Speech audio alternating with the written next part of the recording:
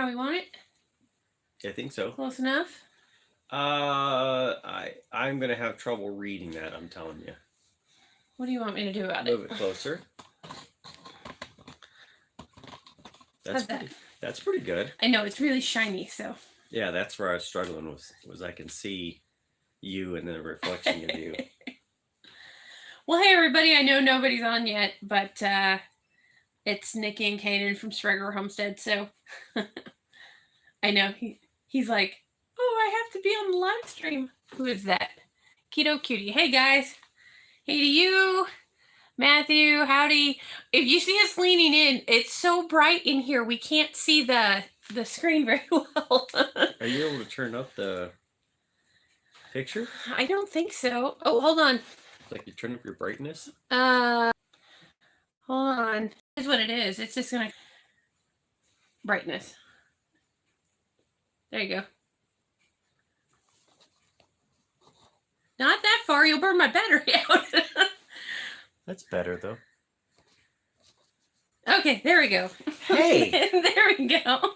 I can read that. Oh. Even with my bad eyes, I can read that. Oh boy. Okay, so we're trying this with the phone like we did yesterday. So hopefully it's gonna stay better connected. So Ontario, Canada. Hello to Joanne, and Alex is on. Hey guys. Yeah, so we'll kind of just have a bit of a slow start. So for those of you who were watching yesterday, you know our tractor was having some trouble. Somebody is the champion. He got it up and running, so it's back to being just fine. Yep. What did it take you? 10 minutes? I think it took me 20 because I actually filmed it for a video. But yeah, it probably took me 10 minutes to literally fix it. Yeah, so tractor's back up and running, so I was able to get the barn cleaned and a couple other things yesterday. The bummer was we weren't done fixing it till what, 1:30, 2 o'clock? Yeah, it was really kind of late because we did the live stream was probably till what, noon? Yeah. We ate lunch. Had chores, all that kind of stuff. Had morning chores to do, which were technically more like brunch chores because it was real afternoon. And then, yeah, I probably didn't have it going until 1:30 or 2 o'clock. And then you put your got one of the garage doors fully installed, so it actually works now. Right. So that was a storage building. I got the garage door where the quad goes in. That was the bigger priorities to be able to get the quad in and out if we need to. So and my chipper. And the chipper. Or Dad's chipper. Yeah. He's going to watch this and be like, whose chipper? Yeah. Dad's chipper. The chipper, whatever. The chipper. So that garage door is completely functional. There was nothing else that needs to be done with it. It's good. It's locked. Everything else. Yeah. And so now I need to do the one in front of the car that's in there. But the Porsche isn't going anywhere anytime soon, so no worries there. Yeah. Other than that, today, not much. I mean, Kanan's been working. Mm-hmm. I have been sick to death on the couch for most of the day with a horrendously bad headache. Yeah. I get migraines on occasion, but this one was really bad. So I didn't even make it outside till 1:30 for the first time today. So I did get my entries done for the Merced show for Cal State this weekend. So I am taking, what did I say, 7 Harlequins and 2 Americans? Yes. I think I'm going to take a few Triantas for sale, but here. Nobody else is showing them. So it's kind of hard to go and show rabbits by yourself, especially when you have other breeds. Usually I've got a girlfriend that'll go with me, and none of them can make it this time. So that means I'm running all of my own rabbits. All the dogs want to be on laps. You're too big for that. Yeah, so because nobody else is going with me, it's really hard. I'm already running my only 2 Americans that I'm taking and the Harlequins. So trying to do Triantas, especially if nobody else is there, it's kind of tough. So I'm just gonna leave them at home. Yeah. Same with my English Lopdo. I'm not gonna take her either. Utah. Cold, wet, windy Utah. It's not much better here today. It's been pretty windy. Of course, naturally, the first moment I actually make it outside, it's snowing. So yeah, it's not going to stick around, but it's pretty blustery today. Oh, look at that cute little dog. So that's kind of the big stuff that's happened since yesterday, because I know some of y'all watched yesterday. So let me get my list here. Through the collie snout. Well, I'm like 3 weeks away from being done with work, I think. Yeah. So we had we had this original plan, right? So originally when I took on this job that I'm working on now, it was a 4 week agreement that I would work 4 weeks to finish this project. They started it a week early, and that was what was On your that? birthday in the end of Yeah, January. I was in January, so it was supposed to be over by March 1st. And here we are 2 weeks later. I'm still working. Well, almost 3 weeks later, 2.5 or whatever. And so I think I'm about 3 weeks out. Yeah. That's what I told him today based on what's going on. So I think I'm about 3 weeks away from being between assignments. Between assignments. Which is good because our coastal farm supply right now has red brand fencing on sale for like 10% off. So I ordered 10 rolls of goat fencing and field fencing together. If you've ever bought goat fencing, it's really expensive. It's on sale right now for $269. So I spent $2,100, $2,200 last night buying fencing, and of course, naturally, they don't have it all, so they're getting it in from another store. So him being done with work in 3 weeks is really good for us now that the tractor is working again. It is almost time to start working on fencing, which I have a total love-hate relationship with fencing. I love it when it's done. I love it when, you've got pastures and places for animals. I absolutely hate putting it up. And I still got to go buy another $1,200 in barbed wire. So, luckily the posts are always the worst, and most of the metal posts are in. Yeah. And we'll have to go pick up wood posts yet, which I haven't priced yet. We all know lumber's through the roof, but I haven't priced them yet. The wire itself really isn't all that bad. Barbed wire sucks because inevitably you're going to get scratched or poked or whatever, but the field fence woven wire really isn't all that bad. So really excited to get that done this year. We're going to fence the entire 20-acre perimeter to keep the collie from running down into the meadow. She is not spayed, which is a long story, but I'm not big on spaying animals so early because she just turned a year old in December. And we might breed her down the road. So knowing that we have campers, and a lot of our campers bring pit bulls, not saying I've got any problem with pit bulls. I know everybody's got their own opinion there. I just don't want my collie breeding one.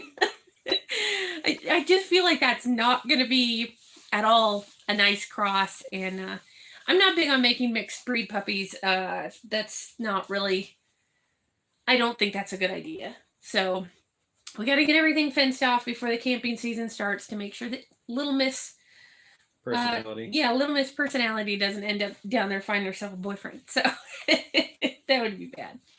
And then we've got until June, July before the range cows start showing up. So got to get all the barbed wire in before the range cows show. So always something.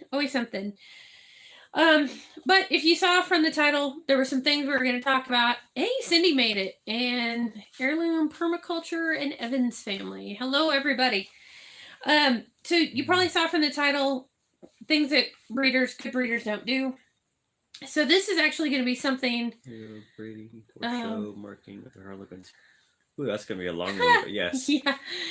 We'll talk about that in a minute because I'm doing a lot of that right now because of trying to get ready for convention. Now, convention's not until October, obviously, but I can breed for seniors right now. They'll be very young seniors, but I'm breeding for young seniors right now. I've got some does due this week, but we'll talk about harlequin breeding in a minute. But anyway, one of the things that I'm getting a lot of weird stuff already. People contacting me asking, is it normal for breeders to charge for pedigrees and a lot of that kind of stuff. And we're actually going to make a short series or 7-part series, kind of like what we're doing with how to become a good rabbit breeder, which we're doing right now. This kind of will pick up after the fact. So some of the things good breeders don't do, like I said, pedigrees. Good breeders do not charge extra for pedigrees. A rabbit is either of enough quality to warrant a pedigree or they're not. So anytime you are looking at a rabbit and the breeder comes back later and says, well, yeah, the rabbit's 60, but if you want a pedigree, it's 20. And this is something I've been seeing a lot. Run, don't walk. That's not somebody who's worried about preservation of the breed. It's not somebody who's worried about quality. That's basically what they're using that pedigree for, is an extra way to make money. That usually tells you that they don't actually know the standard of their rabbits. They're just in it to make a dollar. So anytime a breeder says they're charging extra for pedigree, every now and then you'll see the opposite happen, where somebody will say, especially that we see it a lot in New Zealand and a lot of the meat breeds, where they'll say it's a $70 rabbit, and somebody will come back and say, well, I only want them to breed meat. And a breeder will discount and say, okay, well, I'll give you the rabbit without a pedigree and I'll take X amount off. I'm not crazy about that, but I'm also guilty of it. So if I know somebody's just using them for consumption, that's fine. I mean, not everybody needs a pedigree, right? The big thing is I make it very clear on the front end that if you buy that rabbit without a pedigree, do not come back to me in a year and say, oh, can I give you some money for a pedigree?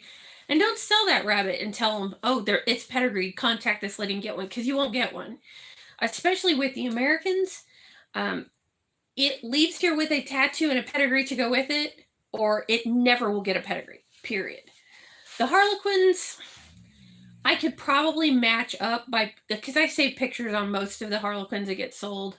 I could probably match it up, but Harlequins are one of those that they're either good enough, people are either wanting them good enough quality that they're going to be show or brood rabbits, and they'll get the pedigree on the front end. If they're not one of those two things, if they're just meat quality, they're not getting a pedigree ever, because that means they don't meet enough standard for me to sell them that way. So that's one of the big things. Good breeders do not pass on behavioral issues. This has now happened to me twice with Americans, where I'm told that they're great rabbits, and I show up and like the one I just bought, where I got there and the breeder said, oh yeah, she's not very nice. Well, I was not told that on the front end. I was told that they were all very sweet, very nice rabbits. Another time it happened where I picked one up, and that doe was a psycho. And I don't know what happened to her. She was kind of scarred up when I picked her up, and she was only a junior. But good breeders don't pass on behavioral problems, ever. If it's not good enough for your barn, if it's too difficult to deal with, if the behavior problems are too bad, don't sell it. It's kinder for the breed to just go ahead and call it out. And I know sometimes that happens where you have a beautiful, structurally beautiful rabbit, and it's, I think, sired by Lucifer, and you got to let him go. I mean, sometimes it's better for the breed to put it in the freezer, because a lot of that behavioral stuff is genetic. So, if you've got a rabbit that is, it's one thing if you see some aggression when they've got babies in the nest box, that's one thing. But just a really disruptive, aggressive animal, or I've seen people keep bucks that are really aggressive with does. That's not a good idea either. And one of my friends is guilty of this, where I went to go pick up a doe from her, and I don't know if you remember Matea and how bad her eyelids were chewed up. She knew that she had a problem with the buck. She left the buck and doe unsupervised, even knowing that the buck kind of had some issues, and then got tired of it after, of course, this buck injured the doe and sold him. And I was a little mad about it, because she sold it to a new person, and I don't know that she was very clear that this buck had some aggression problems, but that's the kind of stuff that will earn you a really bad reputation too. If you go selling animals that bite, slap, get aggressive, tear up the does if they're bucks, or tear up the bucks if they're does, that kind of stuff gets out. And breeders talk, even if they're not show breeders. People talk to other rabbit people, and it's just not something you want to be known for, right? So don't sell your behavioral issues. On that same vein, don't be breeding animals with genetic issues. So we see this a little bit, especially with color problems. So we see it in sometimes with Americans where you'll get a blue that's a really poor blue. And people's answer is, oh, I'll just breed it to a white and keep the whites. Okay, well, the gene pool is small enough that those whites a lot of times get bred back into blues. And now you've carried that poor genetic color through. Don't do that. We get it in Harlequin sometimes too, where you'll get a Japanese with a really poor rufous, which is the orange color. It'll be really light fawn in a black or chocolate where it should be that rich orange.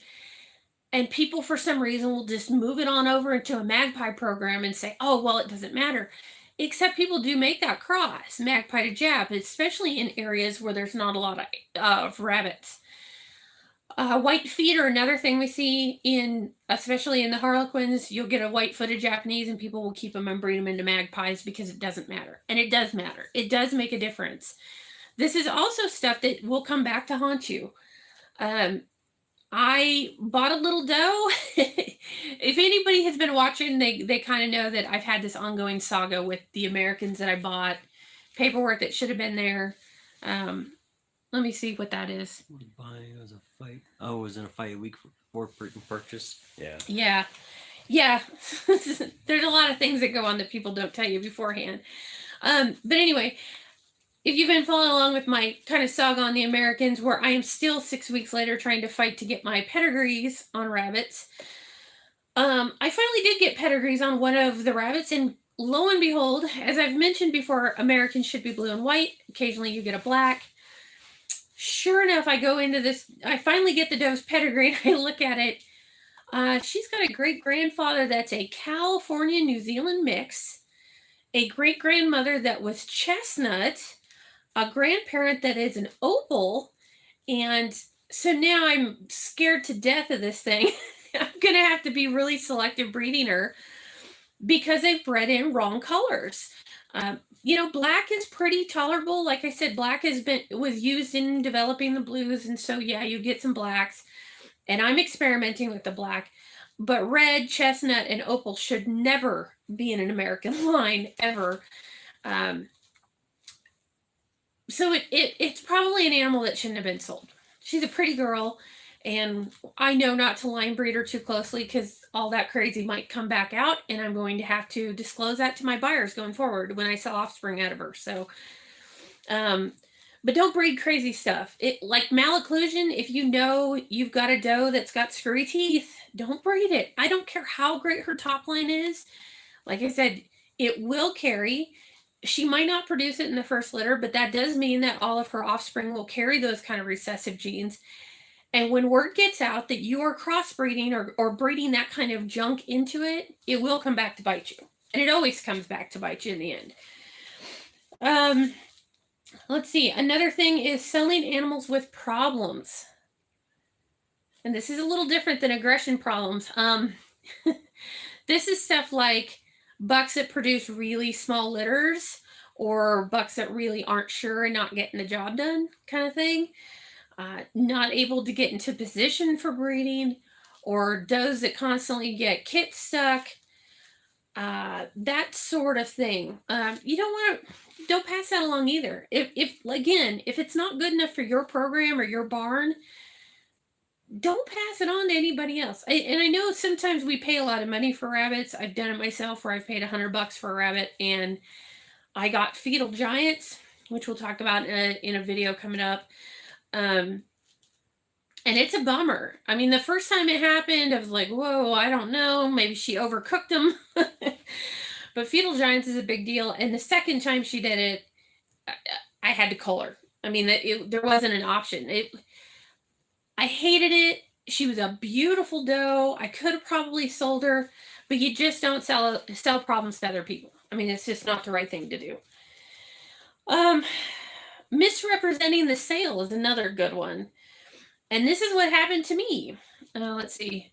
I hear the disposition is inheriting a lot. Yeah, it can be. So disposition is kind of a funky thing, right? Because you can get it where it's the result of treatment, right? So you get animals that are really skittish because they've been handled really aggressively.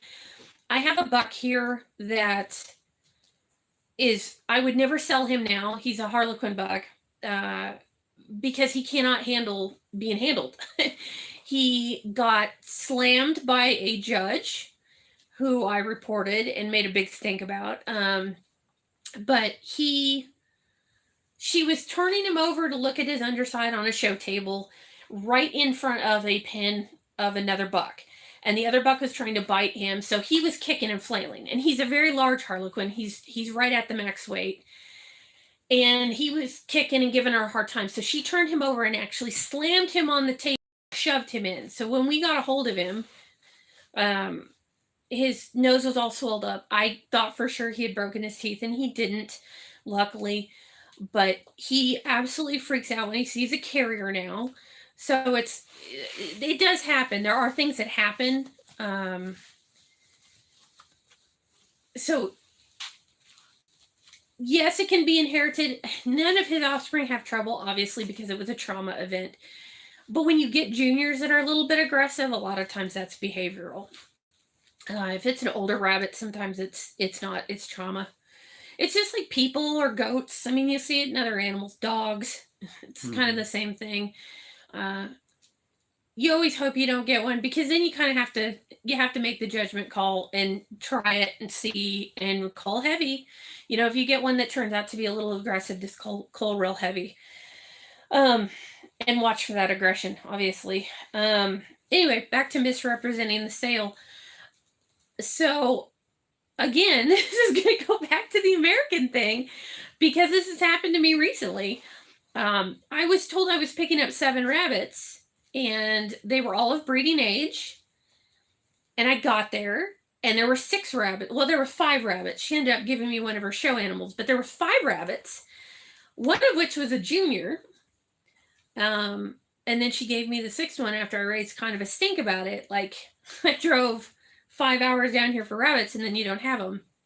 So, yeah, just don't. Good breeders don't misrepresent the sale. I had talked to her the day before. All she had to do is tell me that she didn't have one of them, or she didn't have an adult. She was going to stick a junior in there, whatever it was. Better to tell the people on the front end than have people show up and be surprised after the fact. Yeah. I think that's anything, though. I mean, good communication is it's not hard. You know, it's anymore. It's not. It's so easy to text, to message, to. I mean, you don't have to pick up the phone and try and call somebody anymore. Oh no, because I'm terrible on the phone. Well, I'm just saying. I mean, with anything, you can pick up. You obviously have their number, so granted, text you have to kind of wait, and there's delays overnight, and like being honest. I'm feeling the same way on a lot of stuff I get involved with. Is that it's not hard to ask questions, and yeah, sometimes it gets annoying if a lot of people are asking questions that really have no intent of buying. Mm-hmm. But there again, you can only, I guess, when you find a really good resource, it gets annoying if you're a really good resource. And so, out of this stuff, I'm getting into Porsches. I've been a Mustang guy for ever, right? You're a Mustang guy when I met you. Yeah, so 20 years I've been in this generation of Mustangs, and now I'm switching over to Porsches a little bit, and I don't know anything. I'm reading as much as I can. You can only find so much good stuff on Facebook, but I found one guy that has built a car very similar to what I want, and I told him up front, I'm sorry, I'm gonna bomb you with a ton of questions because you have all this information, and he was fine. He's fine with it. He just send me a message, whatever question you have. Just be patient because he's got a job, and he's got his own YouTube channel, his own car channel, and everything else. And he just said, if you're patient with me answering when I can, I'll be patient with you asking more questions than you should. And I think that's with breeders too. If you really have a legitimate interest, a good breeder will answer your questions as long as you're patient. There are days that we're not near our phones, so people leave a question on the YouTube channel, and it may take Nikki 3 days to answer it if it's not something I can quickly answer. During the day, she typically does not have a phone on her, and so if somebody I try not messages to her, keep a phone on me. well, yeah, but typically I do have a phone on me because I have 3 Instagram accounts I'm tied to. I have 4 Facebook pages. I have 2 YouTube channels I'm involved in. Mhm. So I've always got a phone with me, and a lot of times it's crossover where somebody's trying to contact her, and it's very easy. Maybe something I can answer, or I can go out and tell her, hey, there's something you need to come in to look at, or whatever else to say. But Yeah. I think communication is great. It can be bad. It can go a little too far if you want to wear somebody's knowledge out, but then you actually don't have any interest in actually buying from them. Yeah, I get that a little bit. But Okay, moving on from that. And this one is one that really gets me going every single time. Selling animals that are pedigreed that don't meet the standard. So pedigrees show you the ancestry, right? And we're looking at things when we're looking at pedigrees, like we've talked about in videos before. We're looking at consistent weights for what the breed should be. We're looking at consistent colors, no chestnuts in your blue Americans. So they're nice to have. But on the other side of that, the pedigree goes with the rabbit. And if you're selling a pedigreed rabbit for breeding or for show, it needs to meet the standard. I get a little concerned anytime I talk to a breeder who's selling pedigreed rabbits that doesn't know the standard for their breed. That the ARBA standard of perfection, the new one just came out. It's a little higher this year than it has been before. I have to be aware of what the pedigree is being used for. Yeah. Well, I mean, most meat breeders, if you're just doing meat rabbits, most of them don't bother with pedigrees. Anytime you're doing a pedigree, a lot of times the people are saying, yes, these meet a standard. Because you don't get pedigrees on crossbreeds. If it's a pedigree New Zealand, it needs to be a New Zealand, right? The whole point of being, selling a rabbit as a New Zealand means that you expect it to meet certain points, right? It should be usually the right color, or capable of producing the right color. Because you get into some breeds like Satins and New Zealands that there's a lot of odd colors that can still make the right colors. Mm-hmm. But you're looking for certain features that make it a New Zealand. Certain weights, certain type, certain fur. If it doesn't have those things, is it really a New Zealand? So if you're breeding and selling stuff for a pedigree, you need to, if I'm selling you an American, it needs to be an American. Well, how do I know what an American is? And we're seeing this a lot in a lot of the heritage breeds right now, where people don't really know what they have. And so every blue rabbit is being sold as an American. Mm-hmm. We're seeing a whole bunch of black rabbits with silvering being sold as silver fox. Well, if you know anything about silver fox, the thing that makes a silver fox is that fox fur. And you can get a lot of stuff that looks like a silver fox by crossing crazy stuff. You can cross champagnes into solid blacks, and if the silvering isn't real pronounced, you can get them looking like a silver fox. But the fur isn't right. I produced a whole litter one time of rabbits that looked just like silver fox, and they were half Champagne d'Argent, quarter New Zealand, quarter Harlequin, of all crazy things, back when we were breeding for meat rabbits. And I had posted pictures of them up because I was like, check these things out, they're really cool. And had people coming up and messaging me going, oh, I want to buy your silver fox. They aren't silver fox. Well, they look just like him, but they're missing that defining trait, right? So if you're going to sell silver fox, one, know the standard. And if your rabbits are 8 pounds, you probably shouldn't be selling them as silver fox. Even if they are genetically silver fox, they aren't anywhere close to what the breed should be. Because I think silver fox does need to start at like 10 pounds. They're very similar in size to the Americans. So you need to know what your standard is. And I know a lot of people are like, well, I'm not breeding for show. No, but if you're breeding a collie, you're breeding for the long snout and a certain characteristics that make it that animal. If you don't know what those characteristics are you really breeding collies? Right? This is how a lot of animals we see in a lot of backyard situations, small breeder type situations, eventually stop looking like the breed that they should be because no one knew what they were breeding for in the first place, if that makes sense. The last thing that good breeders don't do is they don't sell everything. And I know a lot of people go, wait, I sell all of my rabbits because they help pay for themselves. Okay, but realistically, there's no way. There's no way that every rabbit meets the standard, and there's no way that every single one of them is good quality enough to be used as a breeder or a show animal or whatever it is. There is a saying in the rabbit community of breed the best and eat the rest. And the best breeders cull 80% and keep the top 20%, myself included, in every breed. We very seldom will sell more than, on my very best American litters, sometimes I'll sell up to half in a litter because I have some really nice lines. There are other litters where everybody goes to the cold buyer or the freezer. Well, taking the point, if you watched the live stream yesterday, Nikki mentioned in the last week and a half, she sold 50 rabbits. Mm-hmm. How many of those were show quality rabbits? Show quality, none. Exactly. At least in my opinion, because as a breeder, I'm trying to put out, I'm known for the quality of my rabbits. Mm-hmm.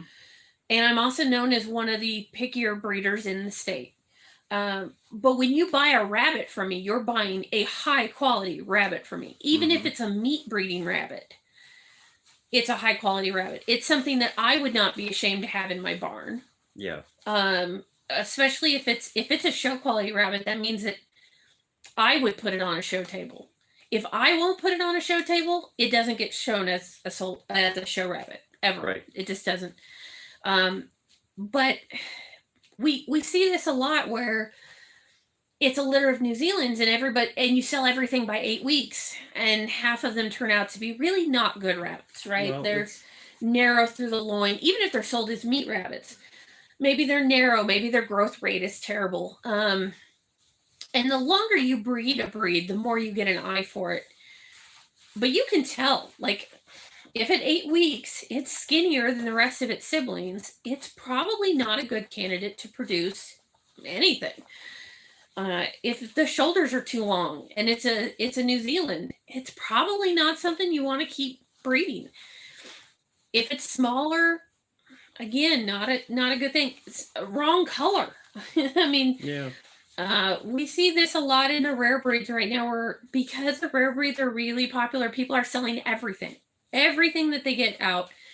If they don't want to keep it, they sell everything, and that's actually harming the rare breeds. Livestock Conservancy came out with a thing last year that I really, really liked, and a lot of people, I think, really kind of missed the boat on what they were trying to say. And it was, you got to eat them to save them. And I thought this was a really cool thing. And what they were trying to get the point across is breeding substandard animals, especially in the rare breeds, is actually harming the rare breeds.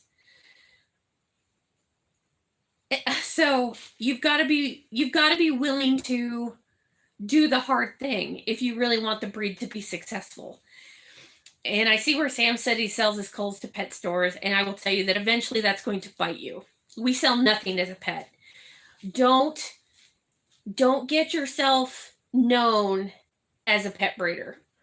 It makes it really hard to sell rabbits when you actually have good quality rabbits.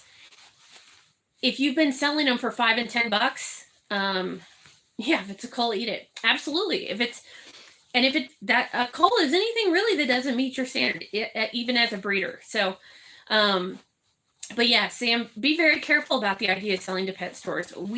My pet store or our farm stores, there for a long time would bug me every single time I came in wanting to buy rabbits, and I will not do it. I would rather take rabbits that are not of high enough quality to breed and eat them, because when you look at the statistics on it, and I guess maybe it's just me, but what is it they say now? 80% of rabbits sold as pets do not make it to a year old. And of the remaining 20% that do, 80% of those will go on to be bred for pets. So you perpetuate your own problem, especially if you're in a smaller market. So you start selling pets today, and those people buy pets, and then they start breeding pets. And then pretty soon you can't give even good quality rabbits away because not everybody understands the difference. Some people look at it and say a rabbit is a rabbit is a rabbit. Well, if you see dogs, there's a huge difference between a show lab and a pet lab, right? You can see the difference. And people who know rabbits can see the difference. So be very careful about selling pets, Sam. I don't suggest it. Not if you're going to seriously breed rabbits at all. It's better for you in the long run if you're eating the ones that aren't good enough. Well, it's protecting your brand worth, and think of it that way. And so two years ago, another breeder in the area sold some low quality Harlequins. Yeah. And she sold them to some kids that were just going to use them for 4-H and that. And so as much as Nikki told her, do not sell those with pedigrees. They do not meet the standard. They're not good quality. Yes, that's fine if they're going to be 4-H rabbits and they're going to be eaten after that. The breeder said, "Ooh, I can get a little bit more money if I get pedigrees to them." And so when it happened is these kids got the pedigrees and they got money hungry. And so they started breeding them. And then within like 4 months, I want to say, the area here, and we're not, we're in a small enough area, but the area here was saturated with horrible looking Harlequins. Oh, they were terrible. And I would get people who would buy does from them and then contact me wanting a buck. And when I'd say, yeah, okay, well, my brood quality bucks start at $50. Well, I only paid $10 for these. What makes yours so much better? These have a full pedigree too. Yeah. Okay, well, it becomes the fact of, if you're, if you're selling Mercedes cars, right? And you're only producing Mercedes level everything, but then you give somebody, a car out there, it's missing some seats and a steering wheel, maybe it doesn't have an engine, but then somebody finds something, an old Chevy engine out of a junkyard and puts it in there, and now they're going to start selling Mercedes to compete against you at half price. What makes somebody that just wants transportation want to buy your Mercedes when they can go get something that looks like something that looks like it's really not the same quality, that functions, yeah, but it's not the same? And so leave it to him to make a car reference. I was like, how is he going to tie this in? That's how I think, though. I think in car terms. I don't think in rabbit terms necessarily, but you have to remember, as a breeder, you want to protect your brand integrity, right? And so your reputation. And your reputation. So if anybody Hot rods rule. But it's Don't get him started. It's the same thing, though. But if you truly want to be high quality, don't think that letting a few little quality defects or little low quality things out isn't going to come back to bite you. It will, and when it happens, a lot of times the ones that are in it for the money and all that, they are going to phase out. They will eventually get out of it or ruin their reputation enough that people won't buy from them. But it's going to take some time that you're going to have to stand your ground at prices, and you're going to miss a lot of sales because people want to pay low prices for high quality versus paying high prices for low quality. Right. And I didn't have this one written down, but as you were talking about 4-H, that's something that occurred to me. Another thing that good breeders don't do, and this drives me crazy because having been a 4-H leader, I can tell you that it just, when I see breeders advertise like this, I I get nasty with people. There is no such thing as 4-H quality. There is no it is either quality and meets the standard and is a good animal, or it's not. There is no such thing as 4-H quality.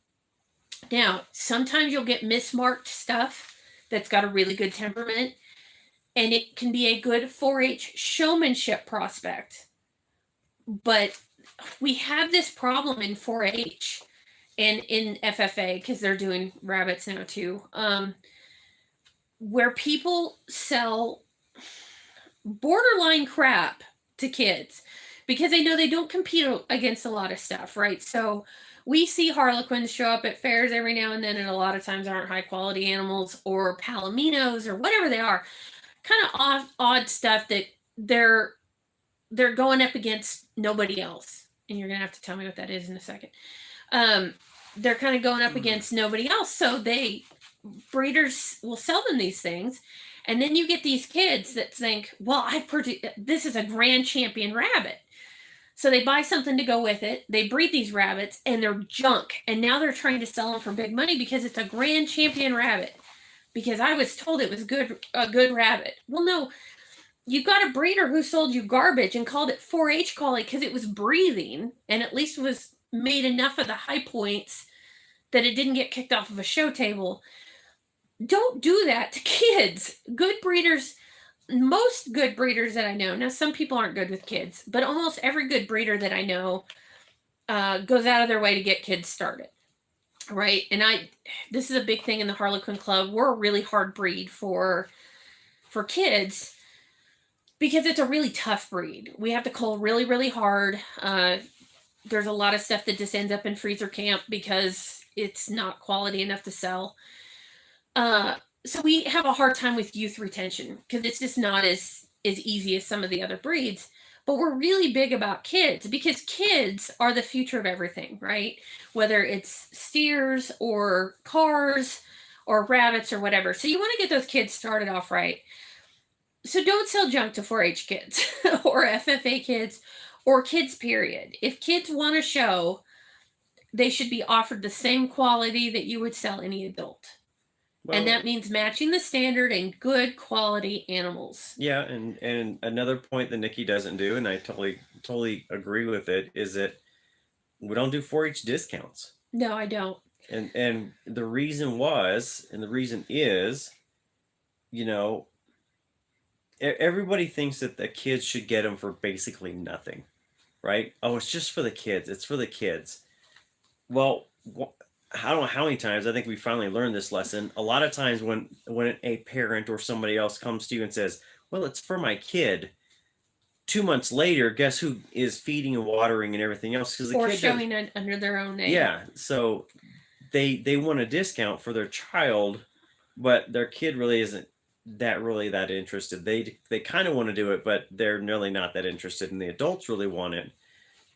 But the hard part is the kids have to learn the responsibility and everything going forward. And that's really a lot of what 4-H is about, is that it's teaching them the responsibility and kind of the adulthood involved with it. Or it should be. Or it should be. And that's the intent of 4-H, is really kind of teach you the business side, the ability to take care of animals and to kind of see the life cycle of animals and everything. And giving them discounts a lot of times, I won't say cheapens it, but it really doesn't teach them the full value of what 4-H is meant to be about. And that's kind of what it is, a lot of it. And I missed the first one, but not the second. Okay. Yeah.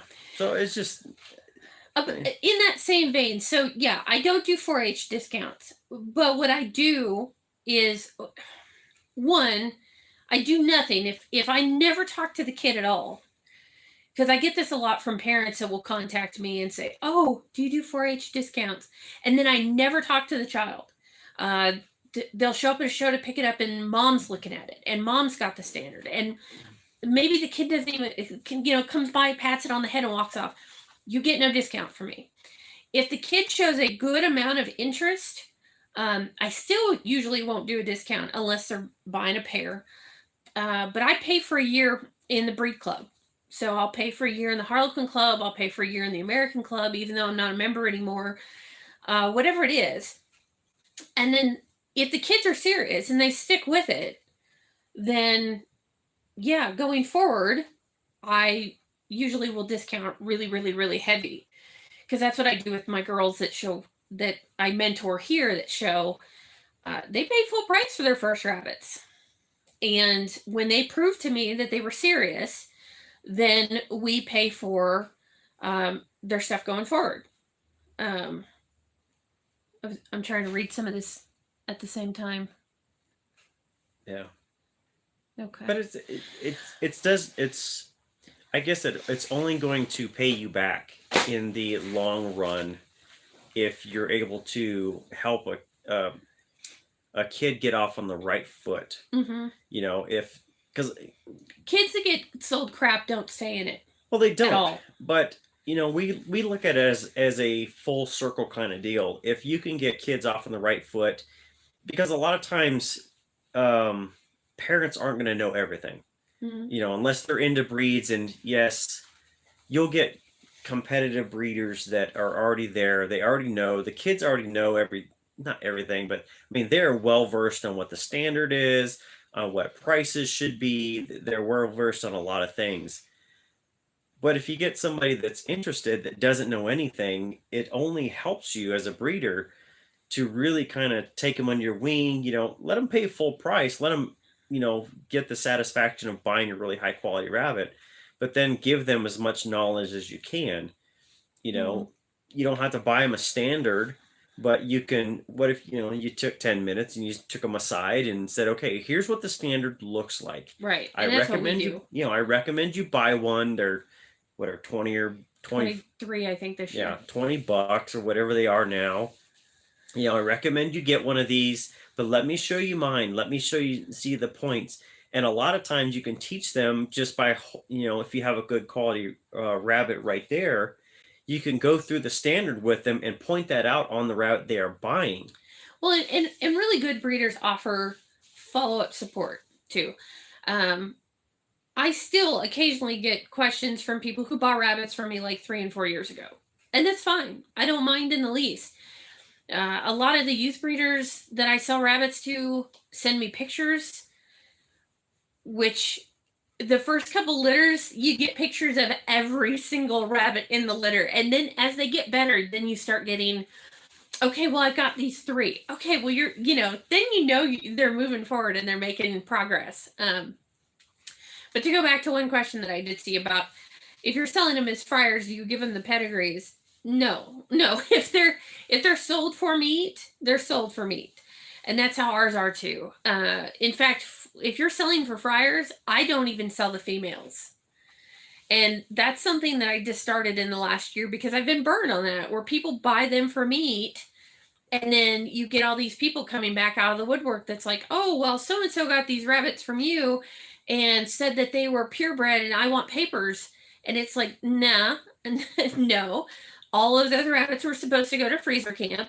So I've just started where females don't leave here. Unless it's somebody who's bought from me before, and I can feel pretty confident that when they say they're freezer food, they're freezer food. Yeah. But yeah, never paperwork. I've had people ask when they're buying fryers about dates of birth and pedigrees and colors, and you're not getting it. It's supposed to be going to the freezer. So when they hit a size that you're happy with to butcher, you do that.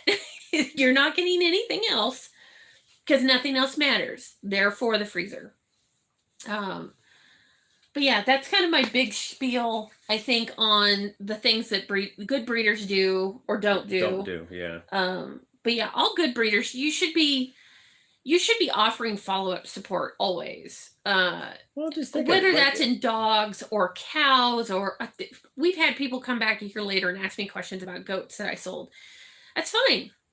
I stand by the things that I sell, and if you've got questions about them, that's totally cool with me. That's, I put animals out and hope that they go to a good situation, right? Mm-hmm. And the best way that I can ensure that the livestock that I sell is going to a good situation is to answer those questions.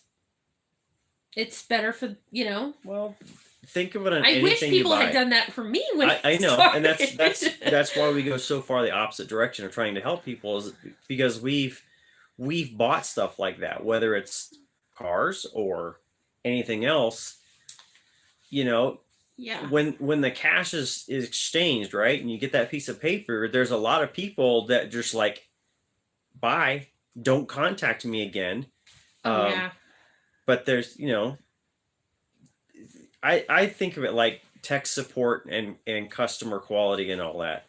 If you buy a brand new computer for $1,000 and you get it home and it's in a foreign language, and you're like, hey, I think I didn't get what I got or I was supposed to get, and they're going, we got your money, don't call me again. Well, that's not good. No. That's not good going forward. But there are people like that, I have your money, you got your rabbits, don't call me again. So I saw Sam said he'd like to have a pair of my rabbits. Sam, I plan on going to convention this fall. And I know that's in Kentucky, but there's a lot of people that will be running up that way. In fact, the Hibberts live in Illinois. And a friend of mine lives in Sterling, Illinois. I think that's Eastern Illinois. But we might be able to find you a ride. Right now, there's a lot of transporters running west to east, but gosh, they're expensive. Some of them are $50 and $65 a rabbit, which is a lot. Yeah. On top of the fact that I charge $75 a rabbit for show quality for the Harlequins. So, I know I missed. Okay, there are a lot of people selling crappier. Yeah, selling silver fox. Silver fox is really. So a friend of mine just got back into silver fox. She bought a trio, and silver fox is another one. Like I was saying earlier, the rare breeds are getting this huge influx of people wanting them, and unfortunately, that means that there are a lot of really unscrupulous people out there trying to make a dollar. So we're seeing a lot of really, and I know we've got a minor on, but I'm just going to say it as it is. We're seeing a lot of really shitty stuff being sold as silver fox that are overly silvered or under silvered, or the fur texture is wrong, or the type is horrible. And in my personal opinion, too many colors of silver fox that aren't right. So black is the only thing recognized there. Blue and chocolate have a COD. Which means that they are going through the process of trying to be recognized. Blue used to be years and years ago, but they're working on a red torted, which is really funky looking, but it's supposed to mimic a true fox. There's a white, which to me just looks scruffy and terrible. They've got a broken, somebody the other day was talking in a group about working on a lilac, and then there's like a scarlet red. And they're selling all of these things because they're purebred fox. Let me tell you, if you're getting red fox, they're not purebred fox. The original fox came in black and blue because blue is the dilution of black. All these other colors are other stuff crossed in. I know for a fact the gal out here in Oregon that's got broken silver fox used a broken pattern New Zealand. And she's only on, I think she said, oh, her pedigrees are now full whatever. So that means the New Zealand is falling off the pedigree.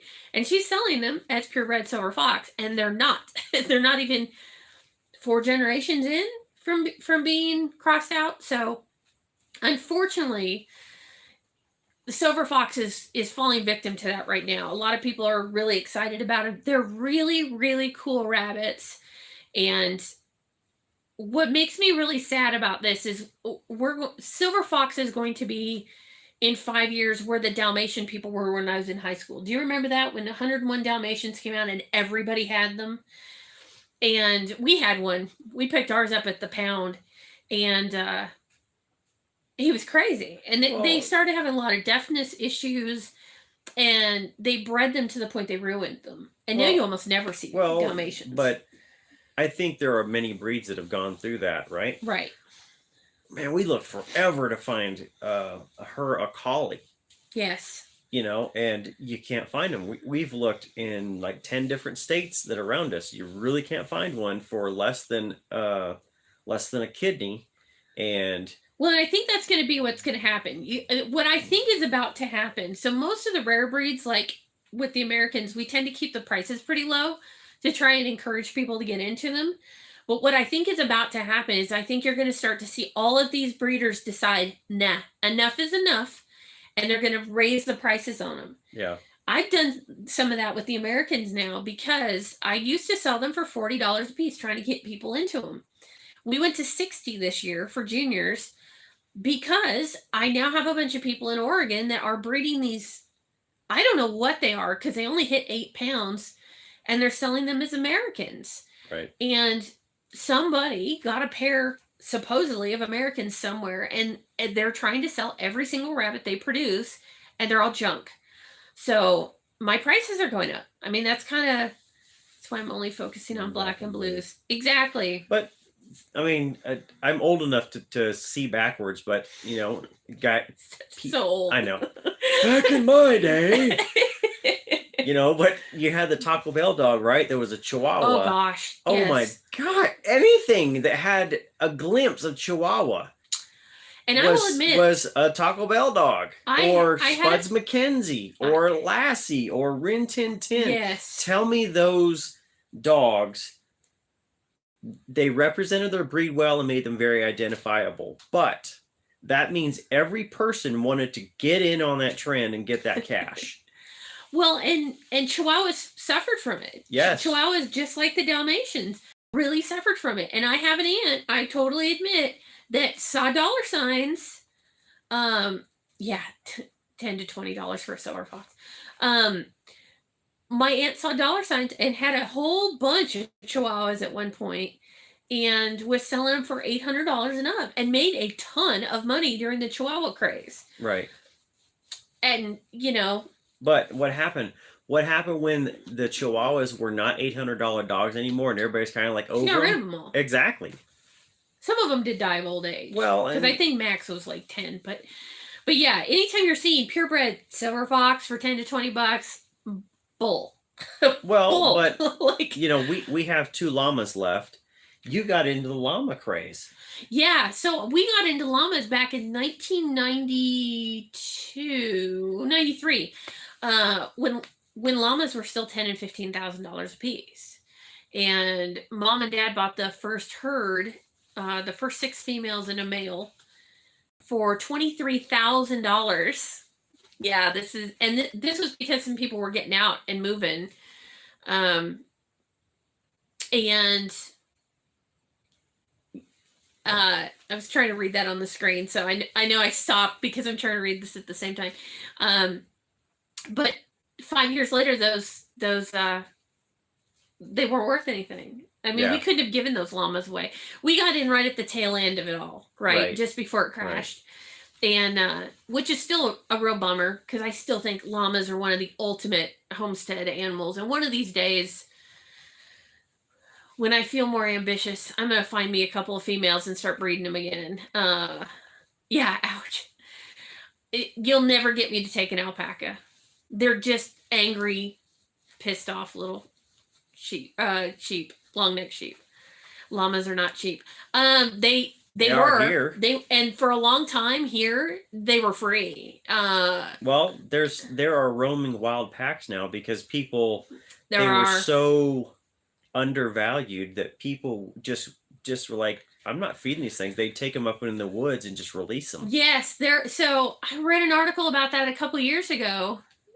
Yeah, see, if you spin, alpacas are fine, but I don't like them. No, nothing personal. I don't like them. I read an article a few years ago where there were enough llamas that were released in the Mount Hood National Forest is where this article is talking about. There are actually enough llamas packed up or herded up, not packed up, herded up. There are, 4 or 5 herds in the Mount Hood National Forest. And they figure in 50 years, because they're already breeding and reproducing and staking territory and the whole 9 yards. They figured that in like 50 years, they'll actually be considered a wild animal now that they've been turned loose.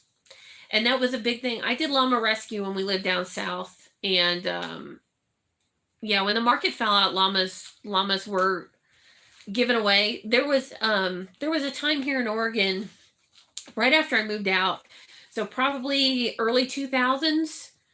No, they're not dropping dead of worms. Llamas are tougher than you think. They're tough. The big thing that gets them is barber pole or a meningeal worm. People are selling llamas cheap as shit. Yeah, you're in Oklahoma, so yeah, they.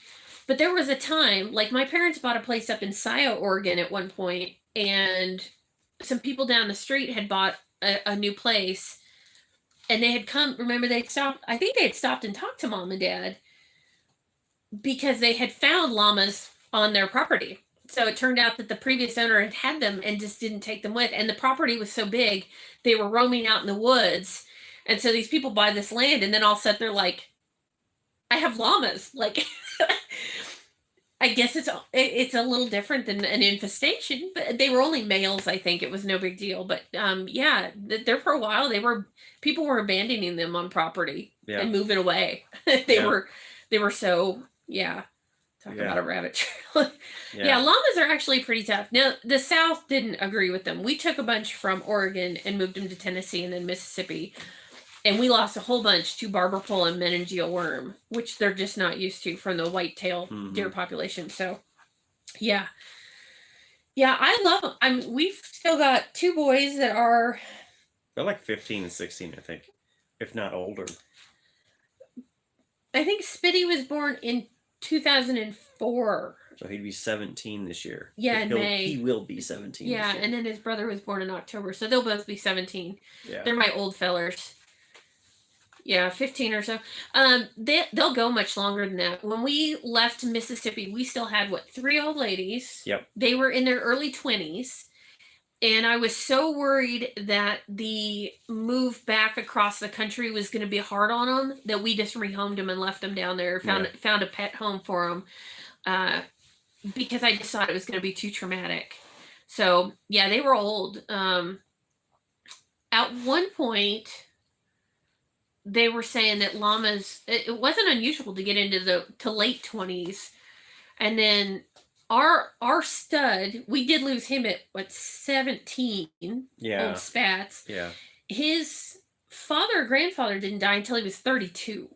So yeah, llamas can live for quite a while. And they'll reproduce into their, early teens. Kind of like goats. Goats will do the same thing.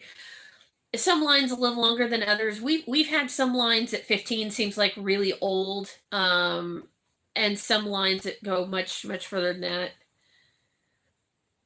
Yeah, they do. Yeah, they do because they'll adapt their hair. I mean. Yeah, and that was kind of our problem when we moved them across country because we brought them from Oregon, high desert Oregon. The Bend Redmond area, and then took them to Tennessee. And not only were they not prepared for the parasite issues, the humidity and the summer heat really took a toll. Yeah. We lost 2 of our studs within the first year because they just couldn't adapt. To the heat. Cutting about shaving a bald, like down to half an inch of hair wasn't enough. You couldn't keep them cool enough. So it was kind of a, hindsight. I was all of 21 when we did that, so looking back I know it was a horrible mistake, and you make mistakes, unfortunately. I hate that I lost animals because of my own stupidity, basically. I mean, it happens to everybody at some point, but anyway, that's kind of off on a tangent about that. But right. I know Sam was asking now only some my local. Yeah, you see the same thing in goats. They had a lot of trouble when they first brought in boar goats for that reason. They brought a bunch of them into Western Oregon, and it was so wet they got parasites and died. They just couldn't even handle the weather. But I don't know if Sam's still on. But Sam was asking about breeding harlequins. That, Sam, is a really complicated type question. But email me. Because I'm not always so good about Messenger, but email me at srhomestead@yahoo and let's chat about that, and I'll kind of walk you through how I do it. because it's kind of a, okay, yeah, send me an email, Sam, and let's chat offline about breeding Harlequins, because it's Harlequin, to be a good Harlequin breeder and to really breed for those markings is not like breeding any other rabbit you're ever going to get. It's just not. I know you've done Dutch, and Dutch are easier than Harlequins. Absolutely. They just are. You get more consistency in the Dutch. Well, the hardest part, and we talked about this, gosh, like 5 years ago, because I'm an engineer by background, and I like to talk about statistics and the things that happens, and so we sat down and really figured out a paper, and there's like 9 key traits to the perfect Harlequin. Yeah, pretty close. And between all the markings and the body, type and everything else, to be able to hit all 9 is, people say it's impossible, and really it's statistically improbable. Yeah. Nothing is impossible. Nothing is impossible, but you have to look at the statistics of it. How often will you hit 9 key traits? And the statistics on it is like 1 in, gosh, I want to say it was like 2 million something. I will say the more that the Harlequin breeders line breed and cull, we are getting higher and higher quality. I don't know, Sam, if you saw online that Rachel Zarst got a best in show, like in 2 out of 3 shows, and then got a best of the best. And I don't always agree with some of Rachel's rabbits, but she has come a very long way. We not only saw that, but we saw 2 different rabbits win reserve in shows in 2020. So Harlequins are making a huge bunch of strides, but it's tough, and there's a really high cull percentage that needs to happen there. Oh boy, breeding Harley markings and I'll other answer stuff. that in a second. Woo, so somebody asked about the lilacs. I don't breed lilacs. I've dealt with them a little bit. A girlfriend of mine, Heather Keller of, now I just blanked out, Rock Hill Rabbitry in Roseburg, Oregon, breeds them. I like the lilacs a lot. I would do the lilacs, except I don't like that they're a little bit smaller even than the Harlequins. So they're a nice rabbit. I like the personality. We had one that we had gotten from her that we had here for rabbit class back in the fall, and he was a really nice rabbit. Didn't you think? He's overall that very...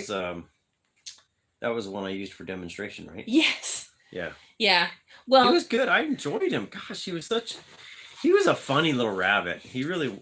I don't get into the rabbits too much. He bit me.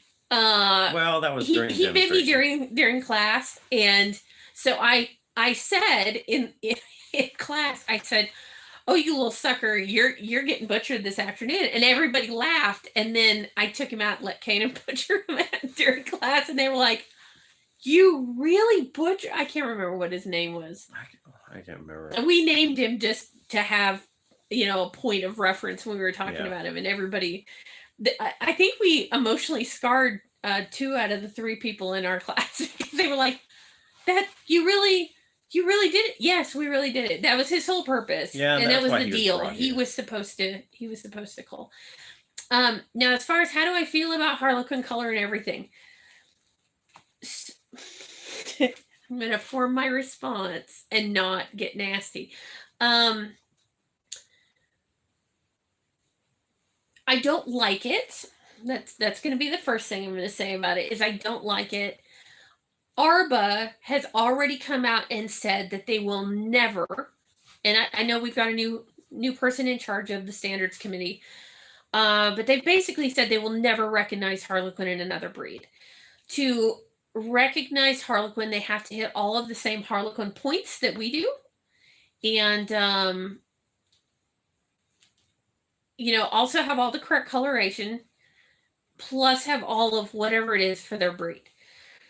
So it's never going to happen. There isn't a standard out there. Like I see a lot of Harlequin Rex, and they're just hideous. They look like a paint can exploded on them. There's no defining Harlequin markings. Every now and then you'll see one that actually looks like it's got some bars, but they're almost always just a brindled hot mess. There's not enough room in their standard to accommodate color. Yeah, I know. I see up at the top No, right. that wasn't it. That was something else. So it's just never going to happen. I also don't like.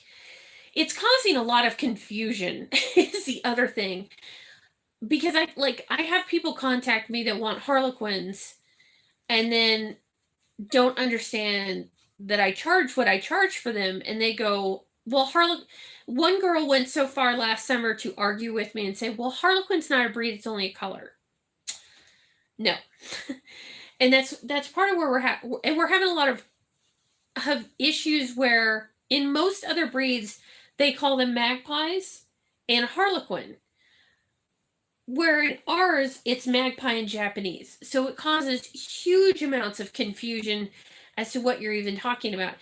And in some of the groups, it's if you're talking about a Harlequin rabbit, you use the capital H because you're talking about a breed. Or if you're talking about the color, you use a lowercase h.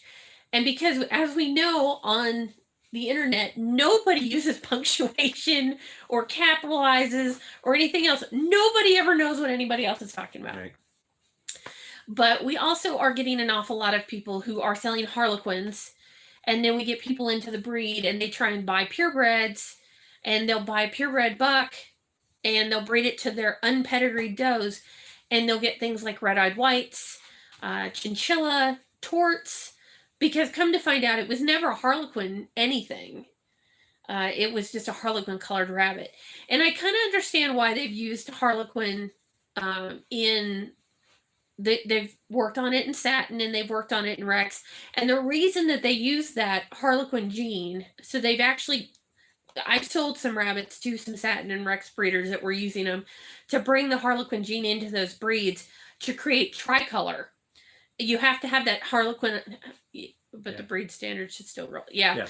So you've got to, they breed them in to create a tricolor. You've got to have that Harlequin gene to get the tricolors to work.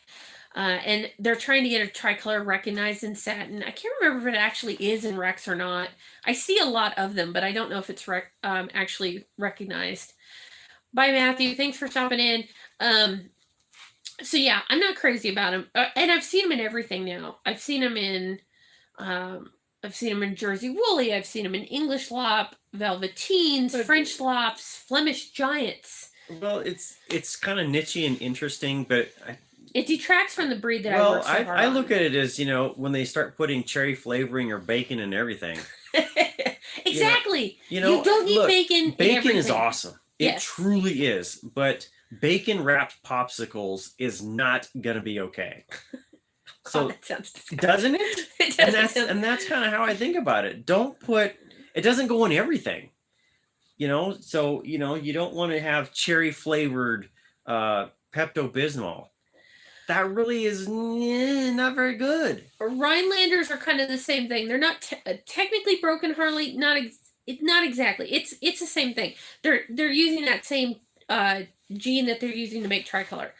So, Rhinelanders, and that's why when you breed Rhinelanders together, you get something called a sport, and they're basically a brindled mess, which is kind of that Harlequin gene expressing itself. You get it in a couple other breeds, I think. I think you can get sports in, I want to say English spots too, maybe. Yeah, but those look like tie-dye rabbits. Yeah, they're brindled messes. They're just all over the place, and they're not patterned the way they should be. I mean, it's kind of fun and nichey, and it's like, hey, look at that rabbit. It's really kind of odd, and it's weird, and but And Sam said something about the Harlequin Dutch, and I looked at getting the Harlequin Dutch, and there's a breeder here in Oregon that does Harlequin Dutch, Jill Pfaff, and Jill has some of the nicest Dutch, in my opinion, in the entire country. She has outstanding Dutch, and she does Harlequin Dutch, and she's tried for years, and Arba has said no, because not only do they have to hit all the points for a Harlequin, they have to hit all of the points for the Dutch. So, and the Dutch, there's no way the Dutch people ever sign off on getting a Harlequin color. Yeah. I've seen a couple of people talk about, so Arba, the new rule for Arba is that if it's not adding a color onto the breed, you have to have at least 3 different qualifications on a breed to get it as a new breed. So I saw not too long ago, somebody was talking about trying to do a Dutch. Basically, they were going to do a Dutch that was Harlequinized, but was larger, and there was something else that they were going to try and do to get the 3 different things, and it was going to be so bleeding impossible. You know, I don't know how many people know this, but to get a certificate of development through ARBA is something like $10,000, and you have to have all these breeders that sign on, and you've got to present, and you know it's a huge it's a huge problem. Could you recommend a damn it? That sounds awful. Yes. Yeah. Yes. I can recommend a damn it. Get a big one. I missed Lazy C's comment. You'll have to tell me what Kristen said, but I saw something about New Zealand. My doe who didn't look pregnant yesterday dropped today. Wow, babies for sure. Awesome. Yeah. Good job, Cindy. Then that's what I figured. I've got one right now that is due in 3 days, and yesterday it didn't look pregnant to me, and today she's fine. looking. You're fine. She was laid out sideways, and I was like, oh dear, oh dear. A New Zealand breeder near Michigan. Boy, I don't know. New Zealand breeder near Michigan. You'll have to look that up. I'm gonna have to think about that because I'm sure I know somebody. I know somebody everywhere. Let me think on that. And if I don't, yeah, or I know somebody who knows somebody. Yeah. I know a judge in Michigan who knows everybody. So if I can't figure something out, Maddie Pratt will know. Yeah. Because Maddie knows everybody. But yeah. Why would you want to do New Zealand? I instantly interest you in some Americans. I always try and talk people out of New Zealand. Unless you're just absolutely hell-bent on New Zealand. That'll be good. Or Californian. Yeah, no, I'll never I'd recommend New Zealand's before I recommend Californians. They are not what they used to be. They just aren't. I don't like. Now there's a girl here in town, local to us, that had some cows at fair, and they were stunning. They were absolutely stunning Californians, but other than that, I see, and there's a breeder here in Oregon that does some pretty nice ones, but overall, thank you. They just, the problem that you have with a lot of the Californians and the New Zealanders for that matter is they've crossed the two back and forth. So where you used to get that really cool hybrid vigor that you get crossing Californians to New Zealanders, it doesn't work in pretty much any other breed. The long running thing was you cross the two and you get bigger meteor rabbits that grew faster. It doesn't work anymore, which is kind of a bummer because we tried it a couple years ago for some kids at fair and could not get these rabbits to grow. And turns out that basically the problem that we have in pedigreed rabbits is anytime you have a type flaw, people throw a New Zealand at it. So the Californians were not as nicely typed, so people keep throwing New Zealands into the cows, and it's just messing them up. It's just messing them up. Yeah. Cows, they just aren't, like my uncle had them when I was a kid, and they were huge. They were great mothers. They were meaty. He'd cross them into New Zealand. He'd get killer rabbits, and they're not. What's happened to a lot of our meat breeds in the United States is basically we've gotten so much pushback about eating rabbit in the U.S. that they've pretty much become real niche for before 8 weeks. They've become so niche for show type breeders. It's who's pretty much preserved these things when what little commercial market that we had kind of fell out. Well, it didn't screw them up. What happened was breeders started worrying more about type because that's what we're looking at show, and they lost that commercial ability. You know, we've seen the litters are getting smaller in them simply because without a commercial market, I mean, it used to be that they would produce 10 to 12, 13 babies at a time. Well, for a show breeder, that's way too many, right? Like you don't want to grow out all those rabbits if you don't need them. We didn't have the commercial market for them anymore. So the necessity for it has kind of gone away. Yeah. And that's kind of what's really screwed them up more than anything is they've been adapted to their current purpose. But isn't that the commercial? Yes, but Sought after. the market wasn't there. Right. And so everything in life adapts to the market, right?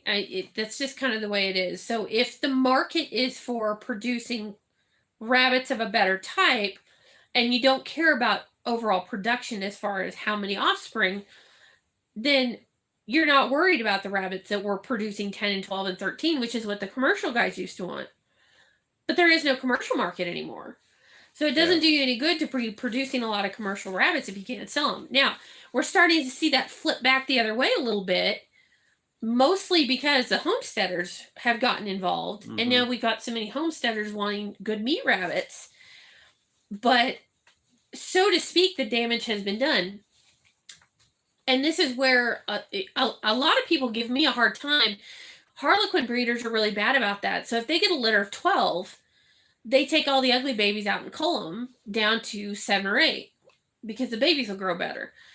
And for that matter, some of the Americans and some of the Californian and New Zealand breeder and even silver fox breeders here in Oregon that I know personally are doing the same thing. They're culling litters down to 8.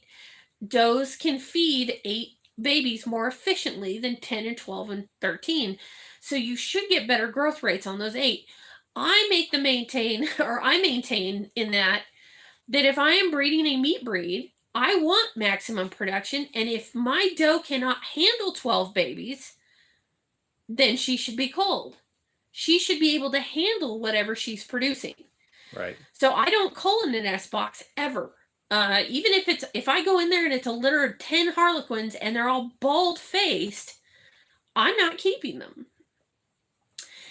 And where you said cull her, that's my opinion of it. Now, if she's still producing 8 babies, and remember I said don't ever sell somebody else's, don't sell a problem. But if some breeders are already doing 8, that some people want that. 8 is good. Tricolor. 8 is fair. 8 to me is fair. In most of your meat breeds, they should be producing 10 or more. They just should. They're big-bodied rabbits, and they really should be producing 10 babies or more. 8 is actually not right. All of the big meat breeds used to say that 10 were the average, and now 8 is the average. And I know people that have Californians that can't get litters bigger than 6, and there's a New Zealand breeder in Oregon that told me that her average is 5. So, yeah, you definitely don't want less than 8. I mean, to me, 8 is the absolute bare minimum. My harlequins, some of my harlequin lines will throw less. I'm only getting 4 to 7 with my Dutch. Well, Dutch is a smaller rabbit. That's to be expected. Yeah. But if you're getting that out of New Zealand cows, they're substandard quality. They're not breeding the way that they should. Well, it's a matter of, are you trying to outthink Mother Nature almost? If they should be doing something and Mother Nature gives them the ability to do that, are you influencing that negatively? Yeah. Well, and people have, and in the meat breeds especially, everybody has gotten so concerned with look, fur quality, look, type, that they've forgotten that a meat rabbit's not only about their physical ability, it's about their reproductive ability. At some point, you had the commercial rabbits that could breed at 5 and 6 and 7 months, and they really can't anymore. Yeah, you can only handle so many rabbits. That's true. But if you're, from a meat perspective, if I can get the same amount, and you've got to remember it's a numbers game when it comes to meat production. If I can produce the same amount of kits out of 3 does, no. Why would I have 4 and 5 does? You know what I mean? So it's not cost effective to keep the extra doe on hand if I don't need her. And that was why the commercial breeders had these big litters, and that's what they were bred for initially. we've taken them back the other way because that's how the show breeders feel is, well, I don't need 12 kits. Oops, Collie knows. The show breeders don't need 12 kits. They need 6, 7, 8, something like that to pick from. And, space becomes a thing. But like I said, that's what they were bred for was meat. You want, because every time you're paying to house an adult, we just did this on the last one. What was it I figured out? On a 10-pound doe, she's going to eat about 225 to 250 pounds of feed a year. That's just her. Thank you. It's not a monster in the background. That's my collie. But yeah, you're spending, 5 bags, 6 bags, 7 bags, depending on how big your bag is, of feed a year to support an extra doe. You shouldn't have to do. It's a monster. She is the growniest dog she's been doing this since we brought her home at 8 weeks. Yeah.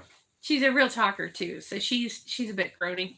She wants us to go out and do chores, so she's getting a little impatient with mom and dad being on the computer or the phone. Yeah. So, but yeah, the whole thing with the meat breeds is that they should be producing the big litters. If they're not, if I were just doing meat rabbits, I would be culling intentionally to try and get bigger litters. Because I already do with my Americans. If my does can't hang at least 8 babies, they're gone. Because they were bred for more. They were the original commercial breed in the United States. And they need to show that, or they need to go. Yeah. Well, that's true, though. For what that's worth. Well, so. yeah.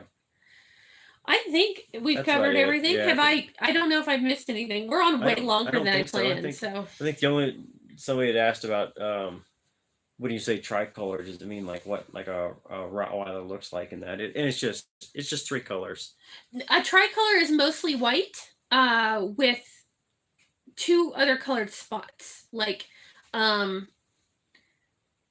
they're almost like a broken pattern, but they have the extra spots.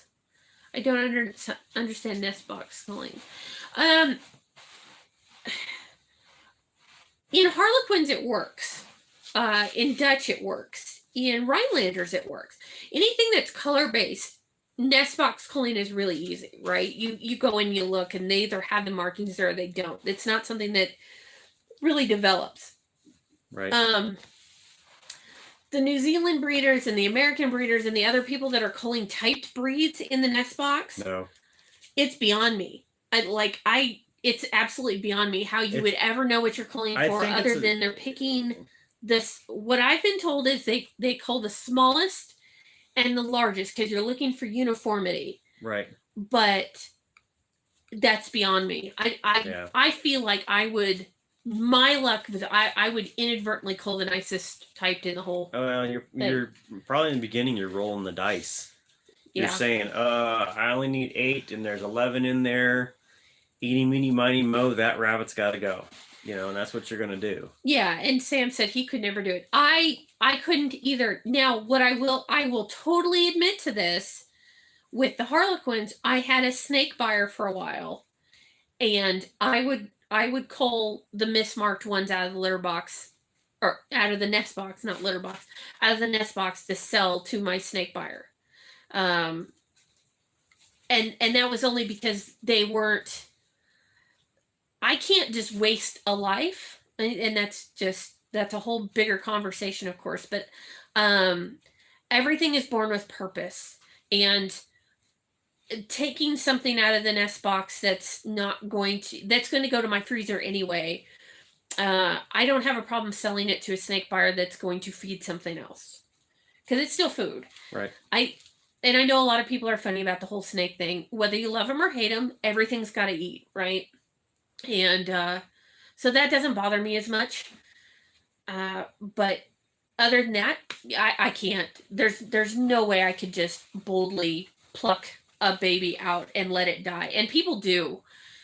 There's quite a few Harlequin breeders that do. They take them out and they put them in a baggie and they put them in the freezer and they let them freeze and then they donate them to raptor centers and things like that. But I'm not real big on that. So, Right. And now that Elijah's here, we're leaving. That's it. I'm out. I gotta go. Yeah, we gotta go do chores. So that was a Yeah. little bit longer. Had my smallest at a week's time turn out to be the biggest. Yeah, and it happens. Like Jim said, it happens. I could never colon size in an S box. That's just not my thing. I'm not going to be able to do that. But well, guys, we only set out for an hour, and we just hit an hour and a half. So that's great discussion, though. I appreciate everybody getting involved, and it looks to me like the connection doing it through the phone is like way better. The color looks better. Yeah, absolutely. So I think we'll keep doing it this way. I liked having the laptop because it's easier for me to see the comments. Well, the comments stay. Yeah. With the phone, they flash up really quick, and if it's like 3 sentences or less, we can read it really quick. Yeah. But if it's a really like an in-depth question that's like 8 sentences and it takes up the whole screen, it's like a Yeah. Can you read this in 10 seconds? No. You got it. And you're like, somebody else comment, so it comes back up. But we'll figure it out. We'll get used to it. But thank you everybody for coming. You got any questions? Leave them. You can always leave them in the comments or send me an email, whatever. Email, message, whatever else. We're gonna start collecting up stuff. I know Cindy had said she can't make the Sundays usually. Yeah. But she was gonna send us questions in that throughout the week that we can use for future live streams and that, and we're gonna do that too. So yeah, you can always send me something and then catch it on the replay. If we try and make videos on everything, but sometimes that doesn't work. So all right, everybody. Now if you're in California, don't forget I will be in Merced this weekend. I sent off my entries earlier, so I will be at the fairgrounds all day Saturday and half a day Sunday. So come down and see me. I'll be just hanging out by myself. None of my friends wanted to go with me, so. Yep, and I'll be here tending the farm. So. I know Anita has promised she's coming, so. Yep. All right, everybody. See you guys next time, and happy homesteading. Yep. That's an X right there. Yep.